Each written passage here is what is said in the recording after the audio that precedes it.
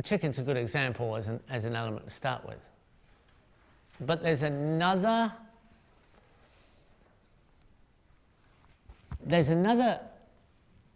side to this analysis that we have to work out, and that is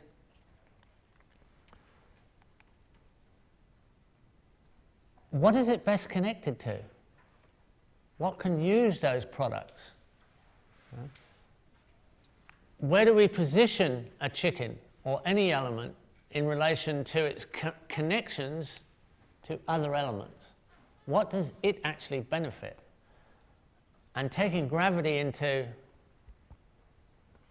bringing gravity into the equation so that we know where the trickle-down nutrient is going to go, because we're not going to be able to stop the trickle-down nutrient, and if we're transporting weight or bulk materials, it's going to be much easier to roll it downhill as well. Apart from that, what we need to look at is how much of our attention does it need? How much of attention is it worthwhile giving to an element? And a very simple view of that is a question: how many visits per year? How many visits per year to a chicken or a chicken system on average? A successful chicken system that's well designed is at least going to be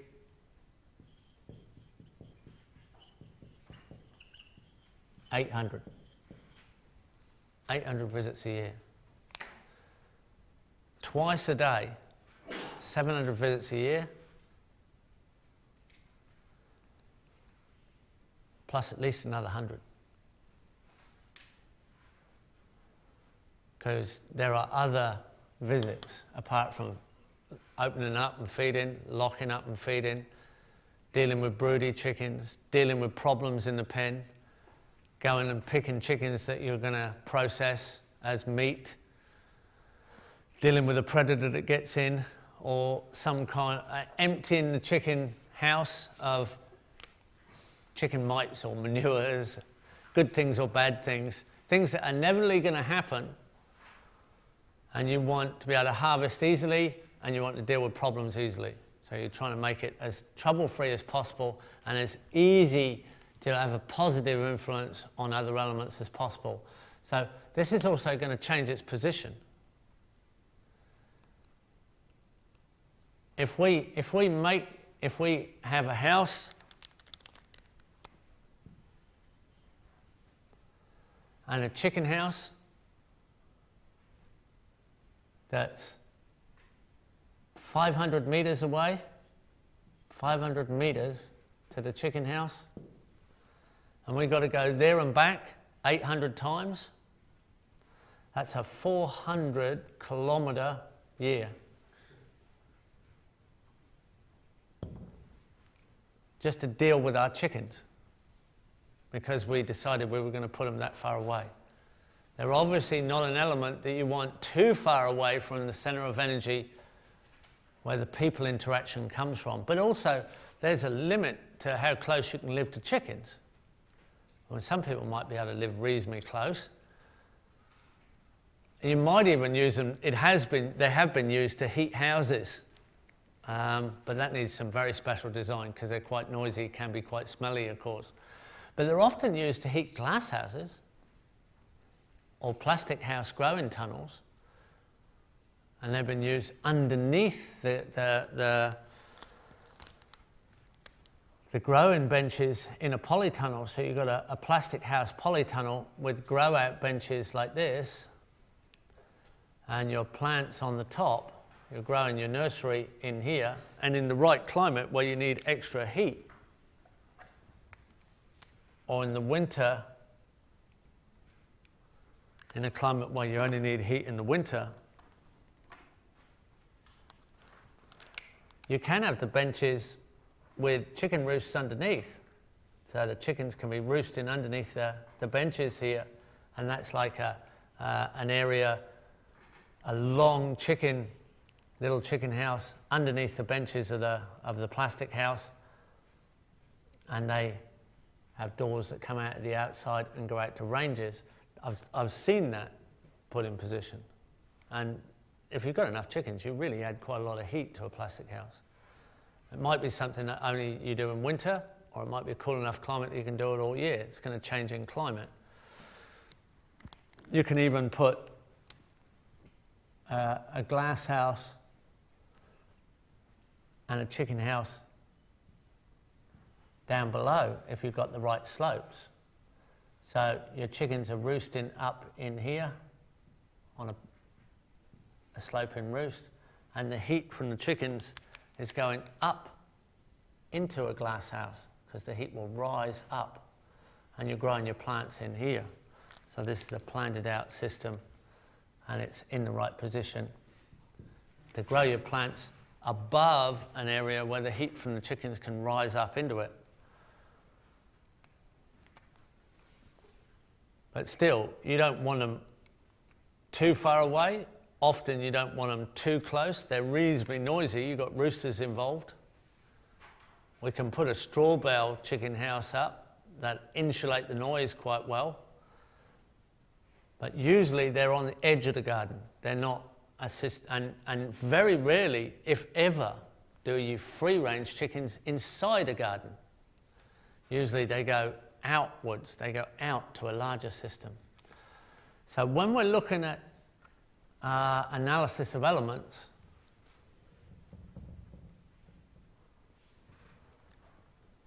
everything we look at, if we look at large trees, if you looked at a large timber tree,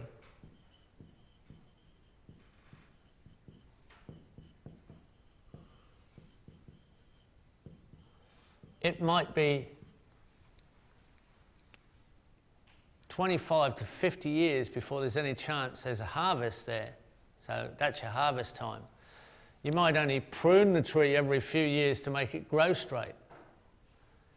You very rarely have to visit the tree for any particular reason except to see that everything's okay and there's no damage to a tree, or there might be some rough mulch. Very rarely do you even bother mulching the large timber trees once they're established. Initially, you might visit it after planting for a while to make sure it's got enough water in dry periods and it is continuing to grow. Then it more or less stands on its own. And you probably, over its lifetime, from planting to yield, it might just be 5 visits a year. Well, that is something you could put 500 metres away.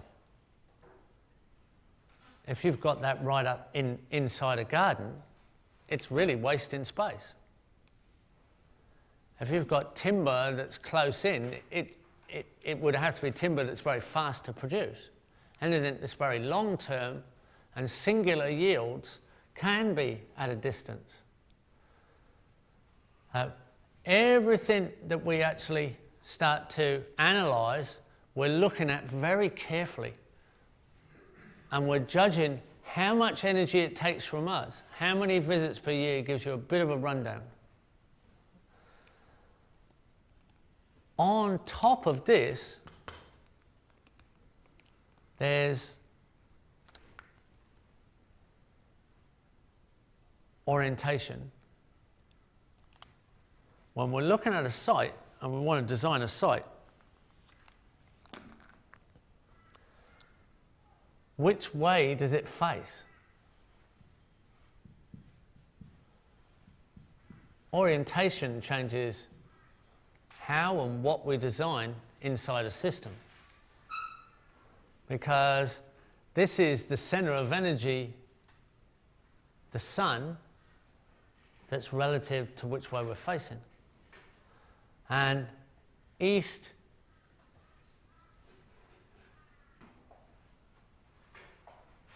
south, north, west, west, south, north, starts to give you an idea of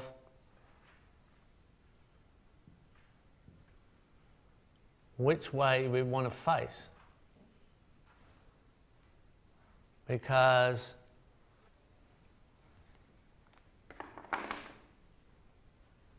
in the northern hemisphere to the southern hemisphere, we have a different orientation. So this is the southern, and this is the northern hemispheres.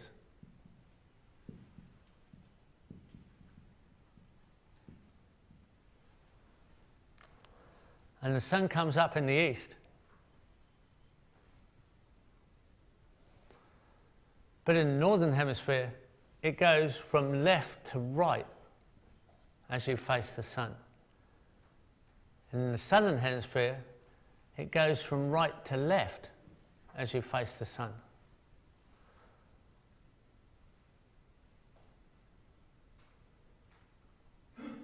Unfortunately, in the northern hemisphere, it's best to turn your map upside down so you're facing the center of energy, because that's the light and that's where your energy is coming from.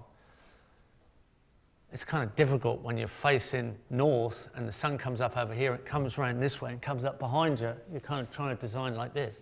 You're better turning it round so you can see which way the sun's going, the sun path, the solar aspect.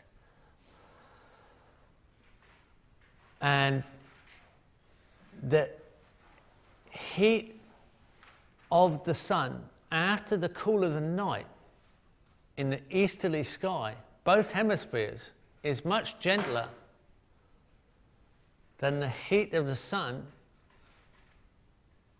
after midday in the western sky. So the sun just after dawn and the slopes that face the dawn sunrise are much gentler, although it's the same sort of angle of light as the slopes that face the west just before the sun set, because it's after the heat of the day instead of after the cool of the night. So yes, we want to orientate towards the sun to get the growing power of the sun, to get the heat of the sun, to get the light from the sun. That's not going to change. But from hemisphere to hemisphere, you've got to think about which way it's going through the sky. As in the cooler climates, you might want to orientate towards the sun, but slightly towards the west. So you get the extra heat to get you through the cool of the night. And in the warmer climates, and the hotter climates, you might want to orientate towards the sun a little bit to the east to get a gentler climate, to get away from the intense heat of the late afternoon.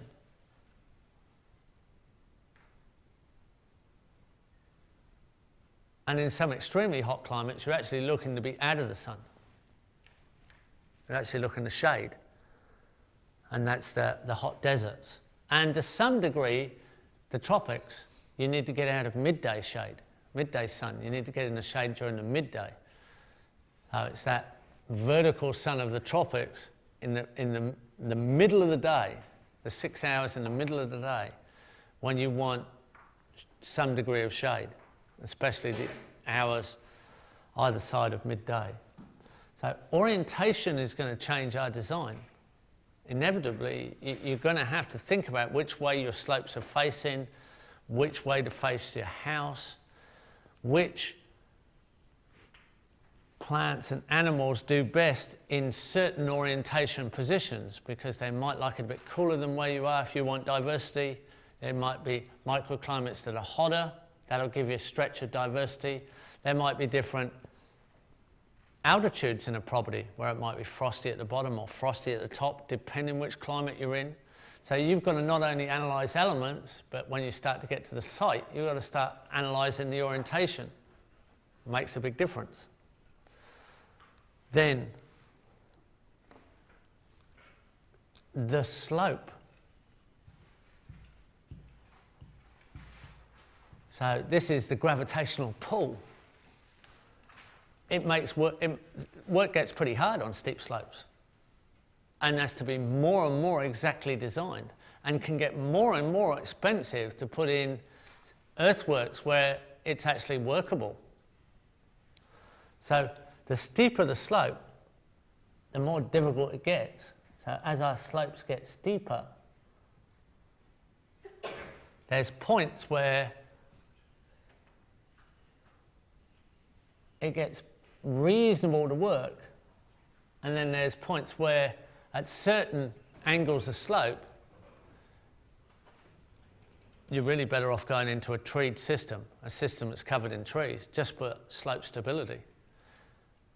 And internationally, 18 degrees is an accepted figure. At 18 degrees,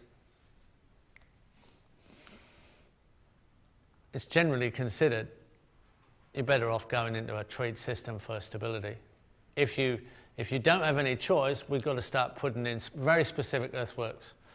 You might have to go into terrace systems, which are enormous amounts of work and can be a lot of maintenance and don't necessarily harvest any extra water for you.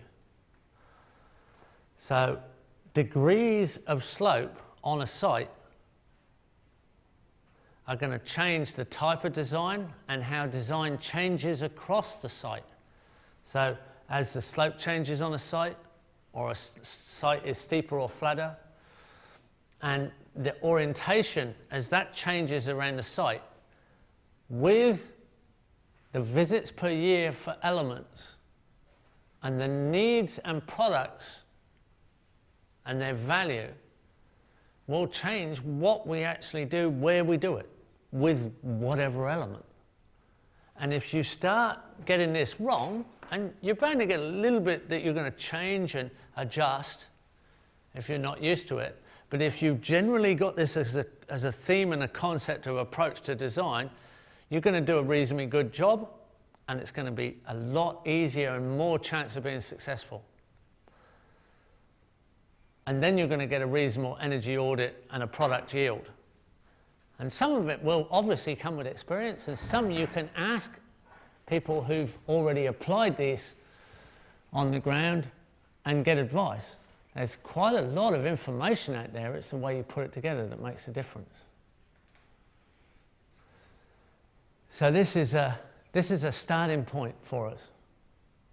It's quite a big one, because we actually aim towards diversity.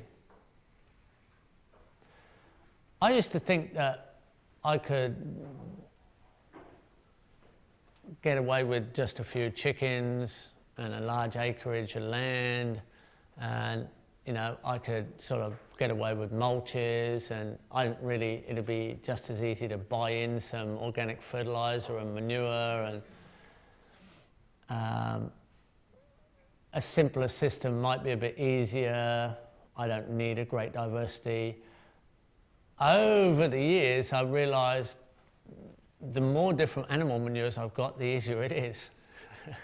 It sounds like it would be harder dealing with more animals, but no, you've got more processes, more beneficial elements you can design in.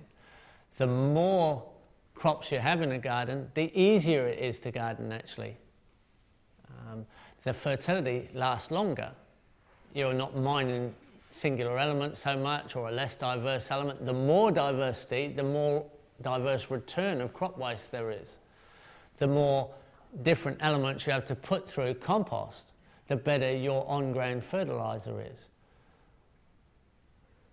I used to think it would be too much work to have a dairy cow, and I've got to milk every day. And then I realised you don't have to milk every day. You can if you still have a calf, you can just let the calf have the milk. You don't have to be tied to milking all the time. But you can use a dairy cow's regular action to produce a wheelbarrow full of manure every day. If you put your dairy cows in a yard at night, so they're convenient to then milk, you lock the calf off so they don't get the milk at night. You can milk the mother in the morning, you can milk your house cow in the morning. You've got half to a full wheelbarrow of manure to deal with every day.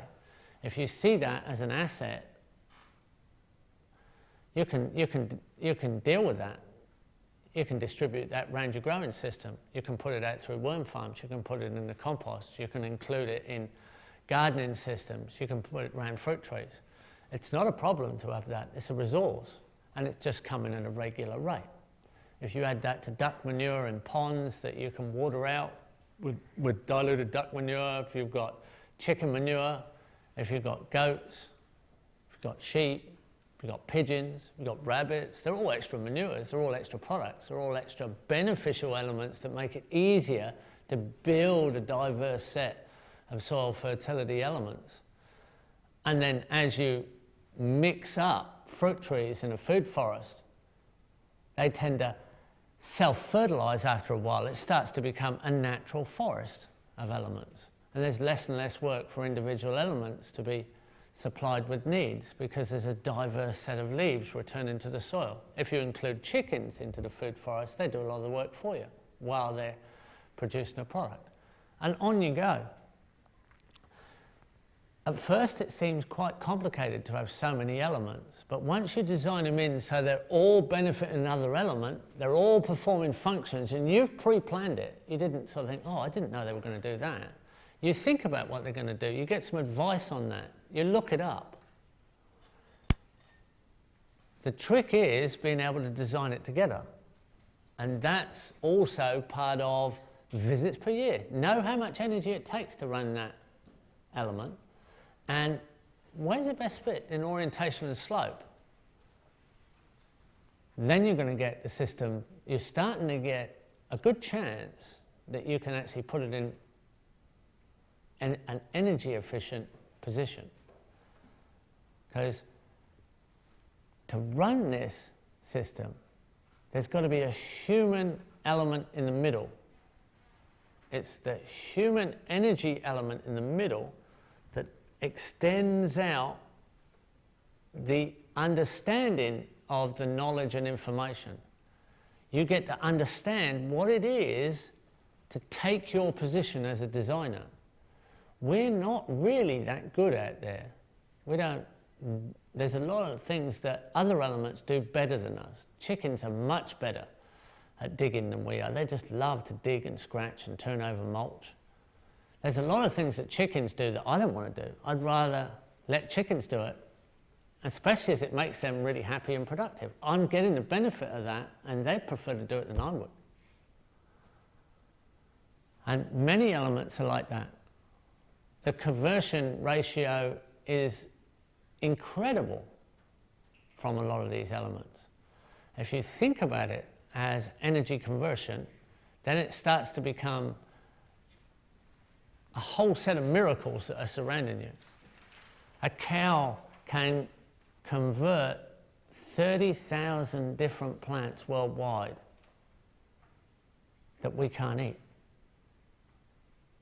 Worldwide, cows eat 30,000 different plants. And they'll convert it to meat, milk, manures, breed on other cows. And if we put them into the right cycles, they'll actually improve the landscape. They'll actually increase the carbon, increase the fertility. And if you move them in the right cycles, in the right positions, you can prepare ground with forest. You can reforest with cows. You can prepare to reforest with cows, as you can with chickens, and with most elements. But it starts off with a process of analysis, and the information and the knowledge turns into an understanding of design. So that's where we have to go. That's how you create these very interesting special systems.